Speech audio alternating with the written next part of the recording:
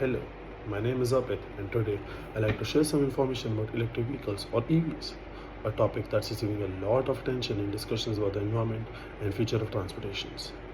EVs are often associated with lower emissions and cleaner energy, but their environmental impact involves more than just what happens on the road. In this speech, I'll explain the four key areas that affect the environmental footprint of electric vehicles. These are how the batteries are produced, how electricity is delivered to them, what happens to the batteries once they are no longer in use, and what kind of electricity they use. My goal is just to provide a clearer understanding of how EVs interact with the environment throughout their entire life cycle. Battery electric cars are primarily lithium ion. The batteries that are used contain materials such as lithium, cobalt, and nickel. These have to be extracted and then processed into shapes to be utilized during the battery assembly. And this requires a lot of energy, and this energy is also part of the complete production of EVs. The IEA informs us that this manufacturing process of EVs, especially the battery, could potentially have higher initial emissions than traditional gasoline cars. This is due to the energy demand utilized in battery production. Electric cars run on electricity that is delivered from generation points through an electric grid network. This network comprises of transmission lines, substations, and charging stations. In this process of conversion, some energy is lost, and the US Department of Energy statistics reveal that as much as 20% of electricity can be lost during transmission, conversion, and charging. These energy losses are a natural part of how grids operate now. The form of energy utilized to produce EV also depends on the location.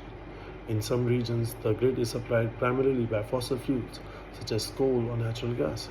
In others, renewable forms of energy in the form of wind, solar, or hydroelectricity are more prevalent.